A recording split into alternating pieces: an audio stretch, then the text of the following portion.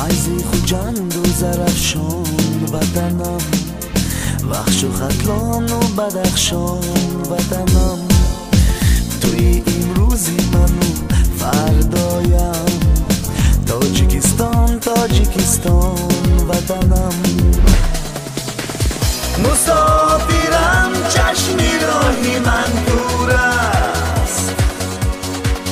مسافرم منزل امیدم دور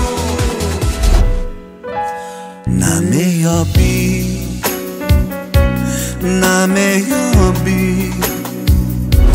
تا دلی افسانه دارم آرزویت میکنم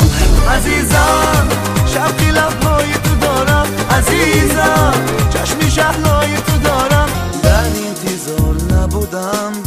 که باز میایی و سنگی صبری منی خسته پاره خواهد شد باران بارید نم تاریک شود کم کم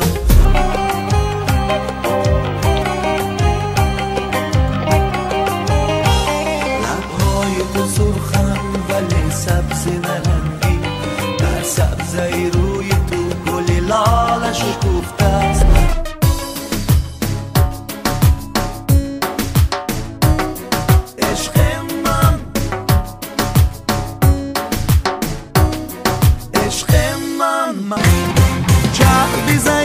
چکم پوشی من صحنه چمن کن چمن آبوشی من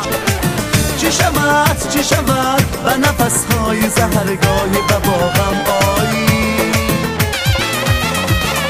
باز آیی که از دوری تو دلگیله دارد دو چشم من نگاه نکن آب میشی قلبم تو سینه اسم مرا صدا نکن بگذار دلم آروم بگیره پریشانم دلی حسرت نصیبم را نمیجویی منزلی من به تو سرد است خانم بادم جویی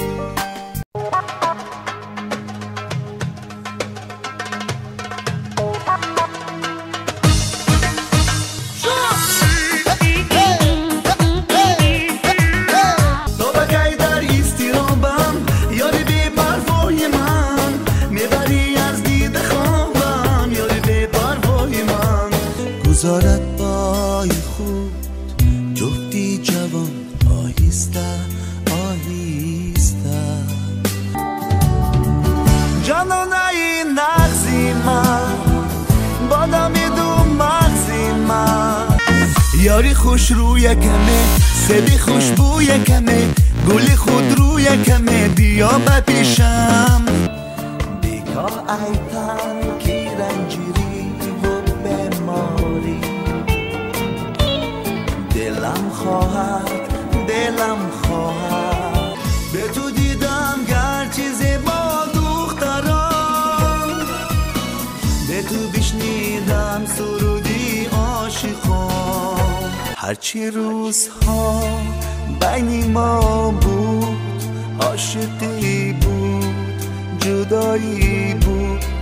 آیا مادر مدار من تو بودی خنده های تو خوش گریه های تو خوش من مفتونی چشم تو هستم باز دل به موی تو بستم